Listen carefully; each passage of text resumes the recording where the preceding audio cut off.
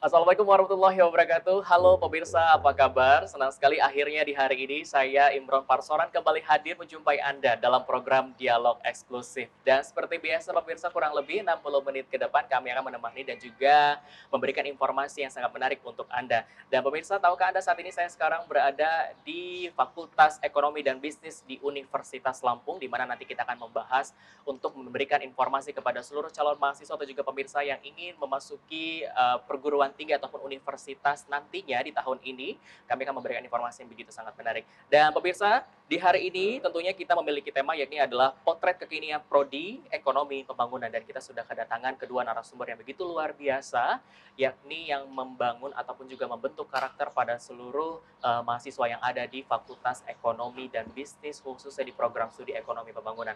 Langsung saja kita sapa, ini dia, ada Ibu Dr. Nelly Aida SEMSI selaku Ketua Jurusan Program Studi Ekonomi Pembangunan di Fakultas Ekonomi dan Bisnis Universitas Lampung. Assalamualaikum Ibu. Waalaikumsalam warahmatullahi wabarakatuh. Apa kabar? Alhamdulillah Alhamdulillah sehat. ya, seperti terlihat dari ekspresinya hari ini sehat-sehat saja Ibu ya. Semoga seterusnya akan sehat selalu. Amin. Insyaallah. Dan narasumber kita yang kedua kali ini ada Bapak Dr. Heru Wahyudi SEMSI, yakni selaku Sekretaris Jurusan Program Studi Ekonomi Pembangunan di Fakultas Ekonomi dan Bisnis di Universitas Lampung. Assalamualaikum Pak Heru. Waalaikumsalam. Apa kabar Pak? Alhamdulillah. Alhamdulillah sehat ya Pak ya, atau sedikit agak terganggu sepertinya? Sedikit agak Agak sedikit terganggu. kurang sehat ya Pak ya. Semoga nanti kedepannya juga selalu dilindungi Allah Subhanahu Wa Taala dan selalu diberikan kesehatan. Amin ya rabbal Amin. alamin. Dan pemirsa, di hari ini tentunya Universitas Lampung, program studi ekonomi pembangunan Fakultas Ekonomi di Universitas Lampung ini bertekad untuk menjadi program ekonomi pembangunan 10 terbaik di Indonesia pada tahun 2025 mendatang. Dan tentunya hal ini diwujudkan dengan menyelenggarakan pendidikan dan pengajaran bermutu dan berkarakter, meningkatkan kualitas serta kualitas penelitian serta pengabdian kepada masyarakat oleh dosen dan mahasiswa. Dan tidak hanya itu saja pemirsa, tentunya membangun suasana akademis yang kondusif bagi pengembangan bidang ilmu ekonomi serta meningkatkan jalinan kerjasama dengan stakeholder nasional hingga internasional. Dan tentunya ini salah satu penayangan video yang sangat menarik untuk Anda pemirsa yang ada di rumah yang nantinya ke depan ingin melanjutkan universitas ataupun juga masih bingung ingin memilih jurusan apa ataupun program studi apa yang nanti ke depannya menjadi salah satu tujuan karir Anda ke depannya. Karena banyak sekali di luar sana yang setelah kuliah walaupun setelah lulusan dari universitas yang dia embani bingung ingin kerja di mana, bahkan sampai sekarang banyak sekali pengangguran setelah lulus sebagai sarjana atau juga di universitas yang dia pelajari saat ini. Nah, saya ingin bertanya dulu kepada Ibu Nelly selaku ketua jurusan di program studi ekonomi dan ekonomi pembangunan di Fakultas Ekonomi dan Bisnis ya Bu ya. Nah, bisa dijelasin nggak sih Bu sedikit? Ini kan salah satu jurusan yang bukan tidak familiar, bahkan ini kan sudah lama sekali ya untuk program studi ini. Bisa dijelaskan sedikit agar pemirsa atau juga calon mahasiswa yang ada di rumah ini lebih jelas lagi. Nah, untuk program studi ekonomi pembangunan ini sebenarnya seperti apa sih? Karena kan yang kita ketahui fakultas ekonomi ya, hanya ekonomi saja di pembahasan. Ternyata ada beberapa program studi yang dijelaskan yang ada di Fakultas Ekonomi dan Bisnis di Universitas Lampung. Silakan Ibu. Ya. Terima kasih Mas Imron. Jadi benar sekali, Fakultas Ekonomi dan Bisnis itu mempunyai 3 jurusan ya. Jurusan yang pertama adalah jurusan manajemen, yang kedua ya, kemudian disusul dengan jurusan kami ekonomi pembangunan, dan yang ketiga jurusan akuntansi. Jadi sebenarnya jurusan ekonomi pembangunan itu se apa namanya sejatinya mempunyai cita-cita besar ya. Jadi mimpi besar kita itu ingin menjadikan PS ini 10 terbaik di Indonesia. Nah, intinya cita-cita ini bukan kosong gitu ya, bukan khayalan dan halusinasi, tapi berdasarkan fakta dan data. Jadi kita punya gitu ya. Kenapa kita kok nekat amat ya mau jadi 10 PS yang terbaik di Indonesia? Bahwa PS ini sudah terakreditasi secara nasional dan internasional ya. Jadi akreditasinya A itu dari 5 tahun yang kemarin dan 5 tahun yang akan datang. Kebetulan 2 April 2020 ini baru reakreditasinya muncul lagi.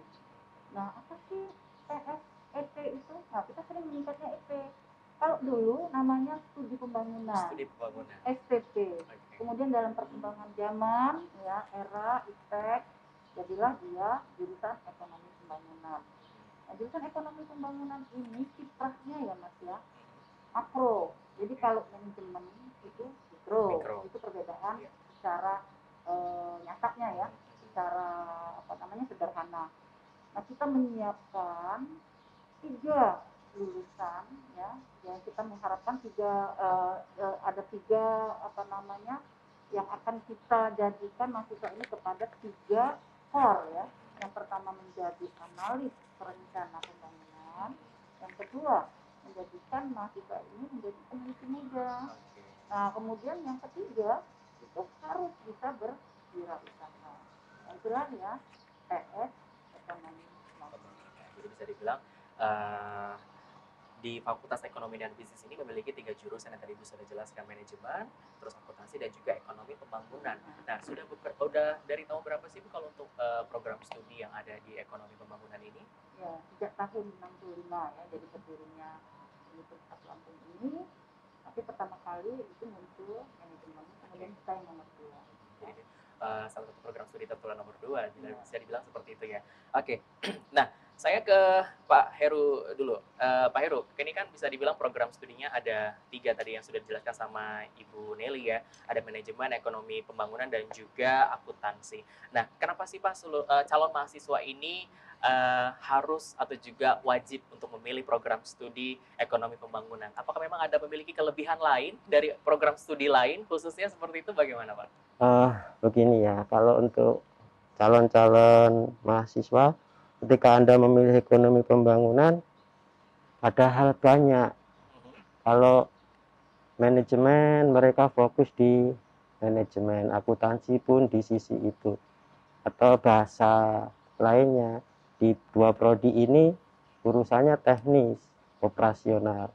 Sedangkan kalau di ekonomi pembangunan ini ranahnya untuk pengambilan kebijakan yang skalanya makro. Jadi memang tepat untuk pengambil kebijakan, memang di ekonomi pembangunan inilah mereka harus memperdalam ilmunya, begitu Mas. Nah, kalau misalnya saya tanya, ini kan program studi ekonomi pembangunan, apakah berbeda dengan pembangunan ekonomi mungkin Ibu Nelly atau Pak Heru?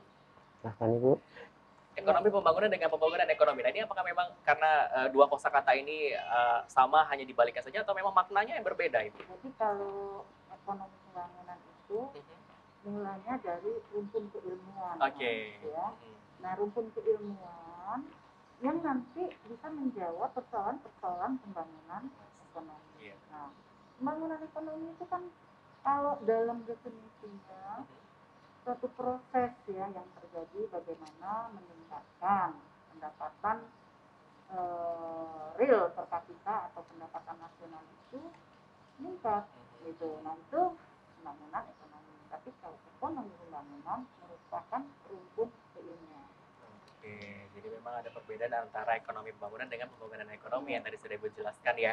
Nah, kalau biasanya kan terkadang setiap program studi ini memiliki peminatan. Ketika nanti sekitar beberapa semester harus ada peminatan yang memang harus mereka ambil agar lebih fokus lagi pembelajaran di dalam bidang ekonomi pembangunan ini. Nah, kalau untuk di Universitas Lampung khususnya di program studi ekonomi pembangunan, peminatannya apa saja sih, Ibu Nelly? Ya, jadi setelah mahasiswa itu diterima di masing-masing PS, nah kemudian untuk PS itu ini kami mengkonsentrasikan, jadi peminatan itu kalau dalam bahasa kurikulum kami namanya konsentrasi. Itu adanya di semester 3 dan 4 arahnya. Jadi setelah mereka mengetahui, mempelajari, kemudian mereka mencari minat. Nah, kita menawarkan dari program itu ada 4 peminatan. Yang pertama adalah perencanaan pembangunan. Jadi bagaimana merencanakan, ya, jadi planner ya. Kemudian yang kedua itu adalah publik dan fiskal. Yang ketiga moneter, ekonomi moneter, dan yang keempat adalah publik, ya, ekonomi publik. Jadi ada 4 konsentrasi yang bisa menjadi pilihan mahasiswa sebagai peminatan. Kira untuk lebih dalamnya barangkali Pak Heru bisa menjelaskan.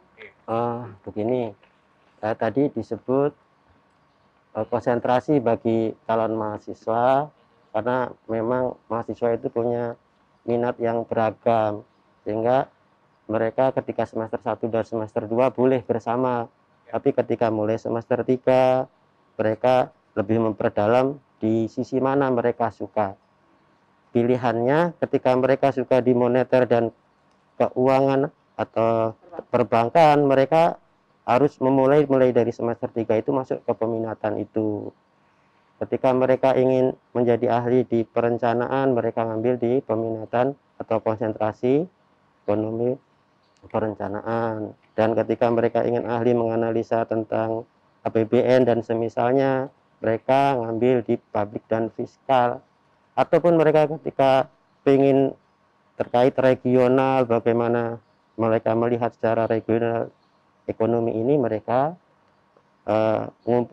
mengambil konsentrasi ekonomi regional. Jadi mulai dari semester 3 mahasiswa-mahasiswa ini akan mulai mencapai cita-cita yang mereka inginkan dari kecil sebelumnya.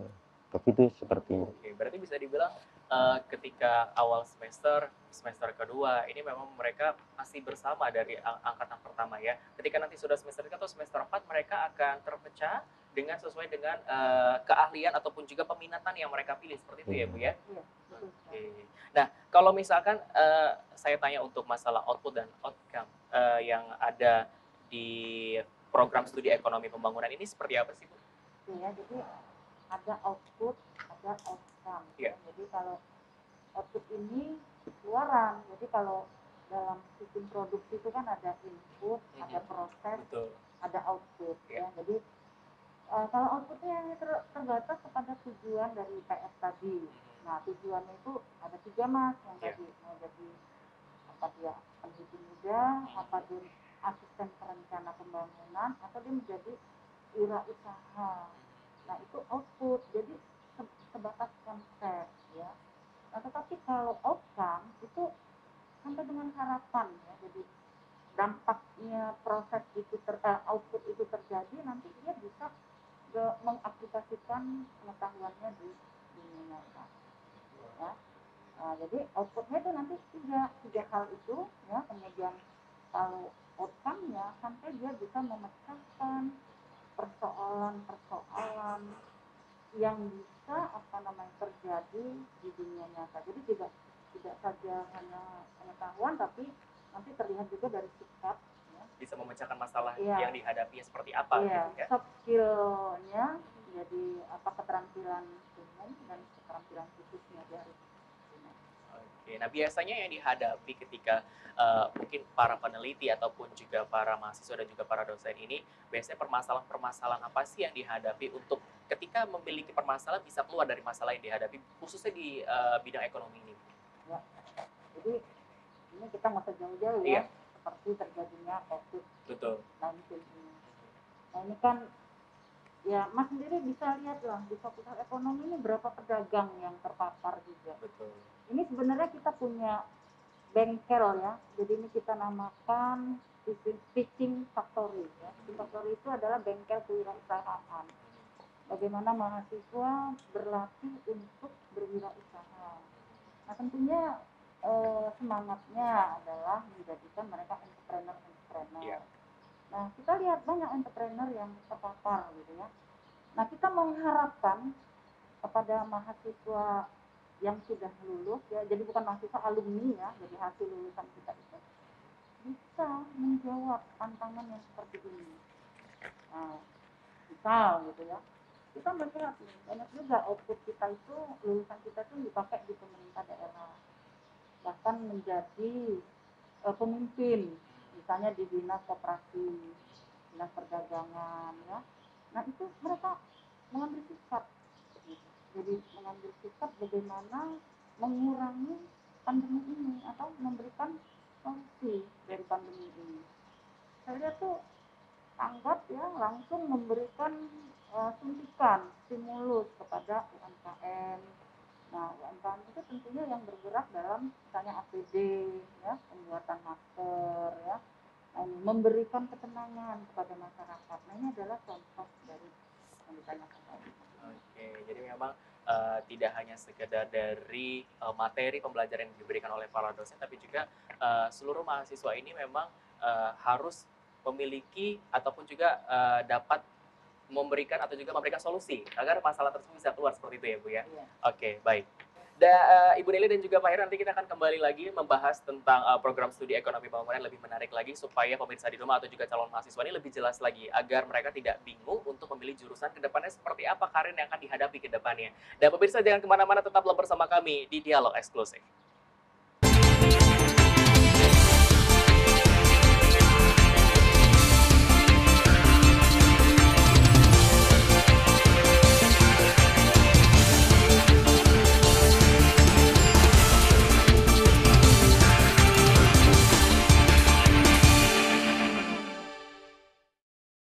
Baik, terima kasih pemirsa, Anda masih bersama kami di Dialog Eksklusif di hari ini dengan tema yang sama, yakni potret kekinian program studi ekonomi pembangunan di Fakultas Ekonomi dan Bisnis di Universitas Lampung. Dan masih bersama dengan Ibu Dr. Nelly Aida SEMSI selaku Ketua Jurusan dan juga Bapak Dr. Heru Wahyudi SEMSI selaku Sekretaris Jurusan di Program Studi Ekonomi Pembangunan Fakultas Ekonomi dan Bisnis di Universitas Lampung. Baik, saya ke Ibu Nelly kembali ya. Tadi di awal Ibu sudah menjelaskan bahwa memang meningkatkan kualitas ataupun juga kuantitas penelitian serta pengabdian kepada masyarakat oleh dosen maupun masyarakat. Sejauh ini bagaimana Bu? Atau apa saja penelitian yang sudah dilakukan baik skala lokal, nasional hingga internasional yang telah dilakukan saat ini? Mungkin yang sedang berjalan saat ini Bu.